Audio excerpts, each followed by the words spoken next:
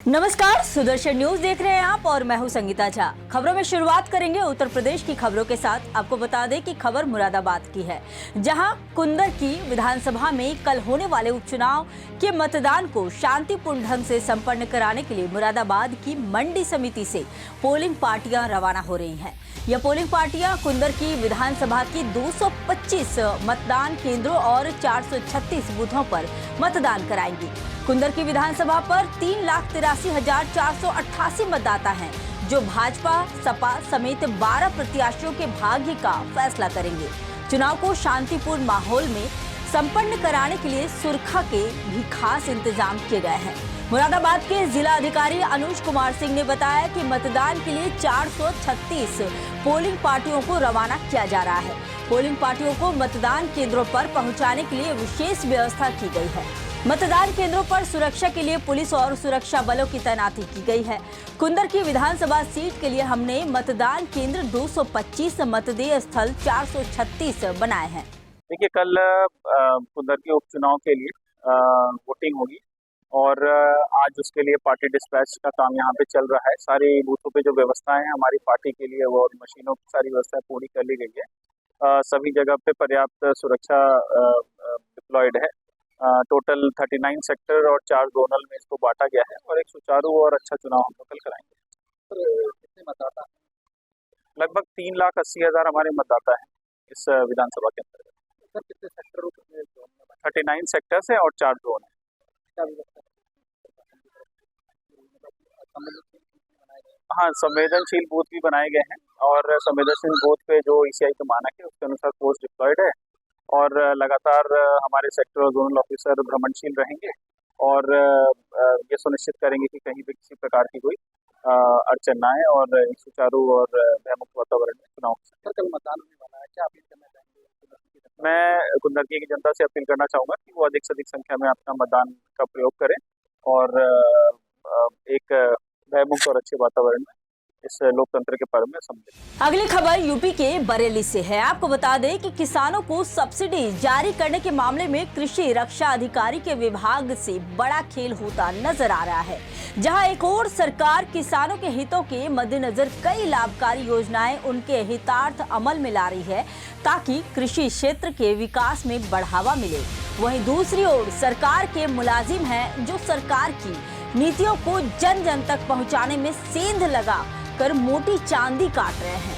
और ये पूरा मामला उत्तर प्रदेश जनपद बरेली के कृषि रक्षा अधिकारी का है, जिन्होंने निज वित्तीय स्वार्थ हल करने के चलते किसानों को सब्सिडी देने के मामले में अपने खास बाबू के सगे रिश्तेदारों की फर्जी फर्में बनवाकर उनके खातों में किसानों के हितों में जारी सब्सिडी अवैध रूप से ट्रांसफर करवाया है।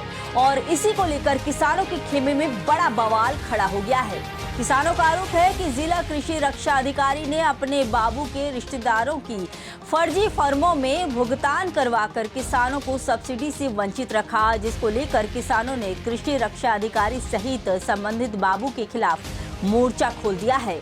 और इसी को लेकर उन्होंने विकास भवन बरेली में अनिश्चितकालीन धरना प्रदर्शन भी किया, जहां भारी संख्या में किसान नेता और कार्यकर्ता मौजूद रहे।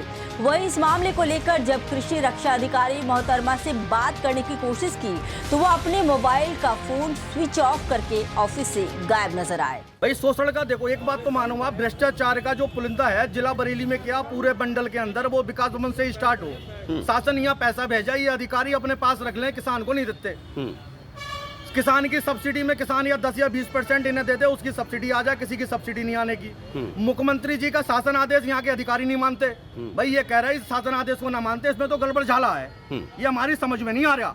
ये कह रहे कभी यहाँ का अधिकारी किसान से पूछा, भाई तुम बताओ इसमें नौकरी ये कर रहे हो, किसान बताएगा शासन आदेश क्या है, क्या लिखा है इसमें। तो ये भ्रष्टाचारी अधिकारियों के खिलाफ जब तक कोई कठोर निर्णय नहीं लिया जाएगा, ये यहाँ से नहीं हटेंगे। धरना अनिश्चितकालीन चलेगा हमारा। किस मामले को लेकर सर धरना प्रदर्शन? एक सब्सिडी को लेकर, मामले को लेकर है। एक सब्सिडी में जो यहाँ सत्यापित लगाएगी, शासन आदेश पूरा है उसमें, लेकिन इन्होंने अपात्र घोषित किया गया। भाई, नू कह रहा है ये शासन आदेश हमारी समझ में नहीं आ रहे, हम तो लखनऊ भेज रहे हैं, ये इस्तीफा दे दें यहाँ से, हमें नहीं चाहिए। हम बता रहे हैं हमें कोई सब्सिडी ना चाहिए, लेकिन ये विकास भवन के सारे अधिकारी इस्तीफा दे दें। मुख्य रूप से कौन अधिकारी हैं? ये देखिए, यहाँ की जो कृषि रक्षा अधिकारी हैं, जिला कृषि अधिकारी हैं, इन सब अधिकारियों का मामला है जो जिले में सब्सिडी देखने का काम करते हैं। वहीं बाबू का एक मामला चल रहा है, आप बता बाबू है वो किसान संगठनों को गाली दे रहा है, वो तो नू कह रहा कभी किसान संगठन ऐसी हो गए और मैं डंडा मारे कभी किसान संगठनों को भगा दूंगा। मैं विदेश से आया हूँ और हमारी पहुंच जो है राजनीतिक गठबंधन में बहुत बहुत दूर तक है। ये कह रहा भाई राजनीतिक पार्टी का आदमी हूँ, मुझे नौकरी राजनीतिक पार्टी ने दी, माननीय मुख्यमंत्री जी ने नहीं दी, किसी शासन आदेश से नहीं मिली, किसी संविधान से नहीं मिली, मुझे राजनीतिक ताकत से मिली। जी। और इसका आगामी रणनीति क्या है सर आपकी? आगामी रणनीति ये है, एक फर्म का हमें अभी पता चला है, उस फर्म के बारे में भी किसी रिश्तेदार की फर्म है यहाँ, उसमें लाखों वाउचरों को लेकर घोटाला करने का काम किया गया है। इस फर्म का हम पूरा जब विधिवत रूप से हमारा माइक आ रहा है, जब पंचायत चलेगी तो एक एक घोटाला इनके सामने रखने का काम करेंगे और उस फर्म के सारे वाउचर सब कुछ इनसे मंगाने का काम करेंगे। कितना लेन देन इन्होंने उस फर्म के नाम से किया है, वो फर्म यहाँ के किसी बाबू के रिश्तेदार की है। अच्छा। किसान को नहीं देते पैसा, ये तो आपस में ही बांट लें कभी, ये स्थिति है यहाँ की। कुल मिला के किसानों का शोषण हो रहा है, बहुत बुरी तरीके से शोषण कर रहा भाई बरेली में। अब बात करेंगे सीतापुर की। आपको बता दें कि भाजपा मंडल अध्यक्ष के घर पर दबंगों का हमला कर दिया है, जिसमें कई राउंड फायरिंग की गई। बता दें कि मंडल अध्यक्ष की पत्नी से मारपीट भी की गई इस दौरान, जिसके चलते उनका सिर फट गया और हाथ टूट गया। वहीं पत्नी से अभद्रता की गई। मंडल अध्यक्ष सुरेंद्र अवस्थी की पत्नी के साथ हुई घटना बताई जा रही है। पूरे मामले को लेकर पुलिस ने 8 लोगों को हिरासत में ले लिया और बताया जा रहा है कि मंडल अध्यक्ष घटना के वक्त घर में मौजूद नहीं थे और बालाजी दर्शन के लिए गए हुए थे। दरअसल मंडल अध्यक्ष थाना सदना की कस्बा का मामला यह है और इस घटना के संबंध में अपर पुलिस अधीक्षक दक्षिणी डॉक्टर प्रवीण रंजन सिंह ने जानकारी दी। बीजेपी मंडल अध्यक्ष के घर पर दबंगों का हमला जारी है। दबंगों ने पत्नी से मारपीट की और मामला फिलहाल दर्ज कर लिया गया है। अब बात करेंगे हरदोई की। आपको बता दें कि यूपी के हरदोई जनपद की बिरहाना ग्राम सभा में नाले के पानी की निकासी को लेकर 2 पक्षों में जमकर मारपीट हो गई। मारपीट करने का वीडियो सोशल मीडिया पर जमकर वायरल हो रहा है। वायरल वीडियो को लेकर हरदोई पुलिस मामले की जांच करने में जुट गई है। बता दें कि सोशल मीडिया पर वायरल वीडियो हरदोई जनपद की बिरहाना ग्राम सभा का बताया जा रहा है, जहां पर नाले विवाद को लेकर 2 पक्षों में जमकर मारपीट हुई। मारपीट का वीडियो सोशल मीडिया पर वायरल हुआ तो क्षेत्राधिकारी शहर ने जानकारी देते हुए बताया कि मामले पर आवश्यक विधि कार्रवाई की जा रही है। आज दिनांक 18 नवंबर 2024 सुबह 7 बजे थाना कोतवाली शहर को सूचना प्राप्त हुई कि ग्राम बिरहाना यहाँ पर 2 पक्षों में नाली के पानी के निकास को लेकर के वाद विवाद एवं मारपीट हो गई है। इस सूचना पर स्थानीय पुलिस द्वारा तत्काल मौके पर पहुंचा गया व इसमें पीड़ित की तहरीर के आधार पर सुसंगत धाराओं में अभियोग पंजीकृत किया गया है व इसमें अन्य विधिक कार्रवाई प्रचलित है। अगली खबर मथुरा से है। आपको बता दें कि यूपी के मथुरा में जाजन पट्टी चौराहा के समीप हुई बाइक और बस में जोरदार टक्कर में 3 व्यक्तियों की दर्दनाक मौत हो गई। बाइक सवार 3 युवकों की मौके पर मौत हो गई, वहीं एक युवक को गंभीर अवस्था में जिला अस्पताल ले जाया गया। दरअसल पूरा मामला मथुरा के थाना मगोरा जाजम पट्टी चौराहा के निकट गार्डन के पास थाना मगोरा का है, जहां रहे भरतपुर की तरफ से 4 युवक बाइक पर सवार होकर मथुरा की तरफ जा रहे थे। तभी मथुरा की तरफ से आ रही एक प्राइवेट बस से टकरा गई, जहां मौके पर ही 3 युवकों की मृत्यु हो गई। घायल को जिला अस्पताल से भरतपुर रेफर किया गया। मृतकों के शव पोस्टमार्टम गृह मथुरा पहुँचा दिए गए हैं। यहाँ बस से 4 युवक आ रहे थे भरतपुर की तरफ से, जो मथुरा जा रहे थे या पता नहीं कहाँ जा रहे थे। चारों की एकदम से एक्सीडेंट हो गया, तीनों की मौत हो गई। हाँ। एक था जो मतलब बोल रहा था, उसने हमारे पठानपाड़ी का नाम एड्रेस दिया, तो मैं वहीं की रहने वाली, तो मैंने पहचान लिया उनको और ये वारदात मैंने अपने ससुराल में पहुंचा दी, जिससे उसको अब मथुरा हॉस्पिटल में पहुंचा दिया गया है। अगली खबर यूपी के गाजियाबाद से है। आपको बता दें कि मोदी नगर गोविंदपुरी स्थित शिव शक्ति धाम मंदिर में ट्रस्ट द्वारा एक व्यक्ति को ठेका दिया गया, जो वहां पर कार्यक्रम आदि आयोजित करता है।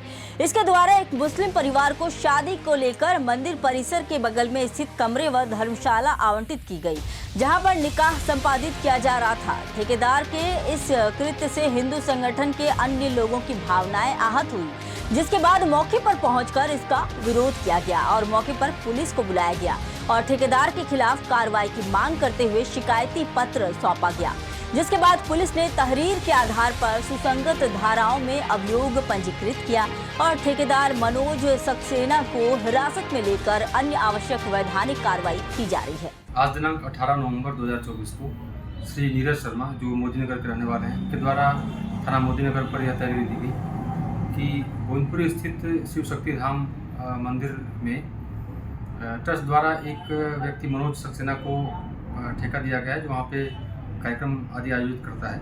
इसके द्वारा एक मुस्लिम परिवार को शादी हेतु मंदिर परिसर के बगल में स्थित कमरे व धर्मशाला आवंटित की गई थी, जहाँ पे आज 18 नवंबर को निकाह संपादित हो रहा था। जो ठेकेदार मनोज सक्सेना इसके कृत्य से नीरज शर्मा व अन्य की भावनाएं आहत हुई हैं। प्राप्त तहरीर के आधार पर थाना मोदीनगर पर सुसंगत धाराओं में अभियोग पंजीकृत किया गया है तथा ठेकेदार मनोज शर्मा को हिरासत में लेकर अन्य आवश्यक वैधानिक कार्रवाई की जाए। अब बात करेंगे बिहार की। आपको बता दें कि बिहार के गया शहर के ग्यवाल बेघा मोहल्ला स्थित गया संग्रहालय में पाल काल के समय तथा 9वीं 10वीं शताब्दी की कई मूर्तियां ऐसी मिली है जो देखने से लगता है मानो उस युग में चले गए हैं। यहाँ के व्यवस्थापक ने बताया कि वैशाली से भी बहुत सारी मूर्तियां खुदाई से मिली है, जिसमें भगवान बुद्ध एवं गणेश भगवान की मूर्तियां तथा मां दुर्गा की भी मूर्तियां शामिल हैं। इस संग्रहालय में जाने के लिए कोई शुल्क नहीं लगता।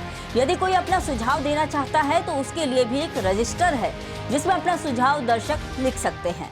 मेरा नाम रीता कुमारी हुआ, डॉक्टर रीता कुमारी। हम टेक्निकल असिस्टेंट गया संग्रहालय गया। कौन कौन से काल की यहाँ मूर्तियाँ रखी गई है? यहाँ पे स्टोन का जो मूर्ति है लगभग पाल कालीन है। टेराकोटा है जो आपको थोड़ा सा डिस्प्ले किया गया है, और पेंटिंग है, और कुछ गैलरी जो हमारी है अभी वर्किंग के लिए बंद है। कुल कितनी मूर्तियाँ हैं? कुल लगभग स्टोन वाला 30 है। पाल काल के कितने होंगे? लगभग सब पाल काल के। सब पाल काल के। 9वीं शताब्दी? 9वीं 10वीं या 8वीं शताब्दी, 11वीं भी कुछ मान के चलिए। और कहीं से फिर खोज चल रहा है, खुदाई वगैरह कहीं मूर्तियाँ लाने के लिए यहाँ? अभी तो गया संग्रहालय से ऐसा कोई ये नहीं है कि मूर्ति लाने के लिए ये खोज चल रहा है, लेकिन यदि कहीं से हमको प्राप्त होती है कि यहाँ पे ये मूर्ति हैं, यहाँ लाना है, तो उसमें हमारा सहायक संग्रहालय अध्यक्ष प्रयासरत रहते हैं, उसको लाने का प्रयास करते हैं।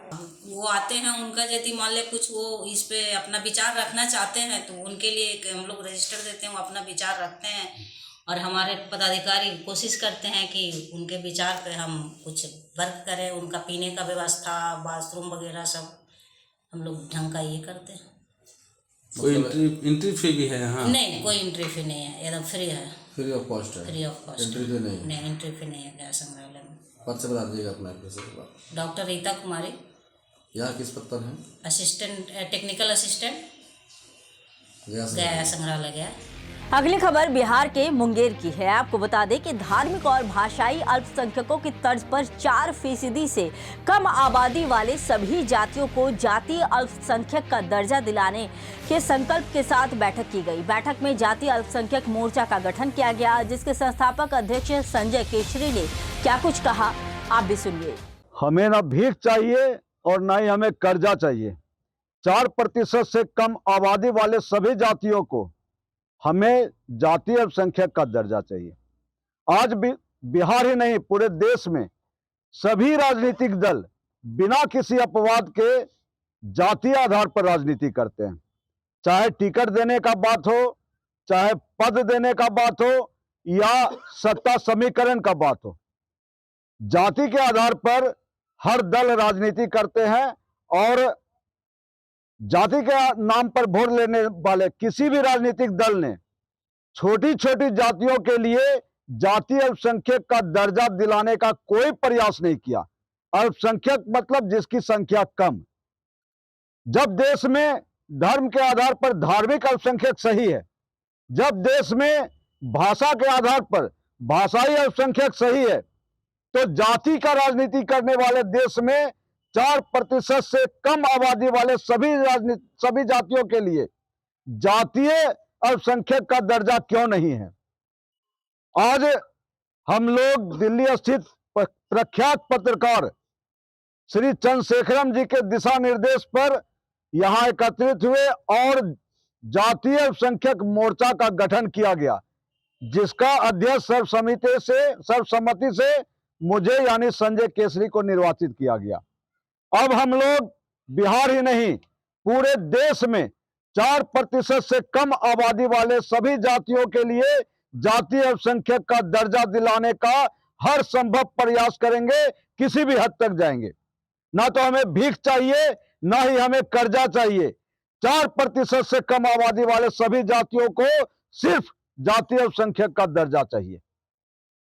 हर जोर जुल्म के टक्कर में संघर्ष हमारा नारा है। आदमी चाहे तो तकदीर बदल सकता है, अपने ख्वाबों की वो ताबीर बदल सकता है। आदमी सोच तो ले उसका इरादा क्या है। जातीय अल्पसंख्यक का दर्जा छोटी छोटी जातियों को उसका राजनीतिक, सामाजिक और आर्थिक हक दिलाने के लिए समय की मांग है। जब मंडल कमीशन का घोषणा हुआ था, गठन हुआ था, तो पूरा देश जातीय हिंसा की ज्वाला में जल उठा था। मंडल कमीशन में फॉरवर्ड को छाड़ दिया गया, उच्च वर्ग को, सवर्ण को छाड़ दिया गया था। दलित पहले से ही मंडल कमीशन के दायरे से बाहर थे। यह स्पष्ट रूप से बैकवर्ड फॉरवर्ड का लड़ाई था। लेकिन जातीय अल्पसंख्यक में सभी सवर्ण जाति जातीय अल्पसंख्यक के दायरे में आती है, सभी वैश्य वर्ग जातीय अल्पसंख्यक के दायरे में आते हैं। रविदास और पासवान छोड़ के सभी दलित जातीय अल्पसंख्यक के दायरे में आते हैं। मतलब जातीय अल्पसंख्यक में जातीय आधार पर हिंसा की कोई गुंजाइश नहीं है, जातीय आधार पर किसी के साथ भेदभाव की कोई गुंजाइश नहीं है। सिर्फ 4% से कम आबादी वाले जातियों को हर हाल में जातीय अल्पसंख्यक का दर्जा मिले, इसके लिए जातीय अल्पसंख्यक किसी भी हद तक जाएगा, कोई भी कुर्बानी देगा। अगली खबर मध्य प्रदेश के दमोह की है। आपको बता दें कि दमोह जिले के ग्राम नरसिंहगढ़ के पास ग्राम कल्याणपुरा तहसील पथरिया में एक प्राचीन मंदिर श्री देव महावीर स्वामी जी और श्री सिद्ध बाबा जी का मंदिर स्थित है। उसकी लगभग 20 एकड़ भूमि, जिसकी कीमत लगभग 2 करोड़ रुपए है, और 10 लाख कीमत के जेवरात और उसके 2 मुहत्तम कार थे, जिनकी मृत्यु कुछ सालों पहले ही हो चुकी है। उस पूरी संपत्ति पर दोनों मुहत्तम कार की मृत्यु के बाद एक व्यक्ति नरसिंहगढ़ द्वारा कब्जा करे हुए हैं और उसके द्वारा उस जमीन से आज तक 1.5 करोड़ का धन अर्जित कर लिया गया है और भगवान के सभी जेवरात आज भी उसी के कब्जे में हैं। उस व्यक्ति द्वारा न्यायालय तहसील पथरिया में मुहत्तम कार बनाने का एक प्रकरण दर्ज करवाया था, जो कि वो हार चुका है। फिर उस व्यक्ति द्वारा न्यायालय अनुविभागीय अधिकारी पथरिया के समक्ष अपील की गई थी और उस अपील को न्यायालय ने खारिज कर दिया। उसके बाद पुनः न्यायालय श्रीमान आयुक्त महोदय सागर संभाग के समक्ष द्वितीय अपील की थी, जिसे न्यायालय द्वारा दिनांक 26 जुलाई 2022 में हार चुका है। वहीं आयुक्त महोदय द्वारा उस व्यक्ति के विरोध में फैसला करते हुए अनुविभागीय अधिकारी पथरिया को आदेश दिया गया है कि पूर्व में जो 2 मुहत्तम कार की मृत्यु हुई, उनके वर्षानों के नाम शासकीय अभिलेख में दर्ज किए जाएं। लेकिन अनुविभागीय अधिकारी पथरिया उसे 3 साल से आदेश नहीं कर रहे हैं और अवैध रूप से मंदिर की प्रॉपर्टी पर आज भी कब्जा किए हुए हैं। वहीं अब इस मामले में हस्तक्षेप कर जिला प्रशासन से कार्रवाई की मांग की जा रही है।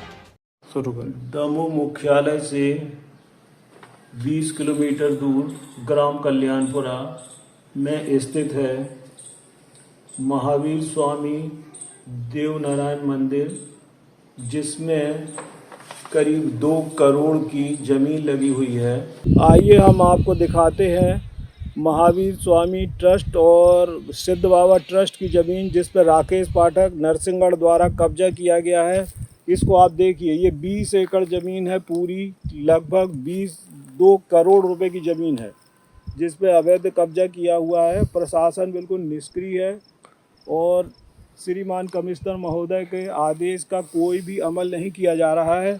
इसमें एक आपराधिक प्रकरण बनता है। राकेश कुमार पाठक पर एक आपराधिक प्रकरण कायम कर ये ज़मीन को तुरंत उनके कब्जे से मुक्त कराया जाना चाहिए। अब बात करेंगे कर्नाटक की। आपको बता दें कि कर्नाटक के बेलगांव जिले के हुक्केरी तहसील के बेनकनहल्ली गांव के पास घटप्रभा नदी में पिता पुत्र नदी में मछली पकड़ने के दौरान पिता और पुत्र लापता बताए जा रहे हैं। वहीं बेनकनहल्ली गांव का लक्ष्मण मछली पकड़ने का काम करता था। कल शाम 2 बच्चों के साथ मछली पकड़ने गया था, तीनों की तलाश जारी है। पुलिस और टीम द्वारा नाव से तलाश की जा रही है और यह घटना यमकन मरडी पुलिस स्टेशन की सीमा क्षेत्र में हुई है। अगली खबर असम के डिब्रूगढ़ की है। आपको बता दें कि असम के डिब्रूगढ़ में ब्रह्म कुमारी ईश्वरीय विश्वविद्यालय में तनाव संबंध पर कार्यक्रम किया गया। डिब्रूगढ़ शहर में स्थित प्रजापति ब्रह्म कुमारी ईश्वरीय विश्वविद्यालय के विश्व शांति भवन में तनाव और संबंध प्रबंधन विषय पर कार्यक्रम आयोजित किया गया, जिस वक्त दिल्ली के विशेष रूप से आमंत्रित राजयोगिनी बी के आशा दीदी ने उपस्थित जनता को तनाव क्यों होता है और इससे मुक्ति पाने का तरीका क्या है यह बताया। उन्होंने यह भी कहा कि तनाव हर किसी के पास है। मां के पेट में रह रहे बच्चे से मृत्यु के अंतिम समय तक तनाव रहता है। इसका समाधान केवल ध्यान है। उन्होंने आगे कहा कि ध्यान के माध्यम से ही तनाव को दूर किया जा सकता है।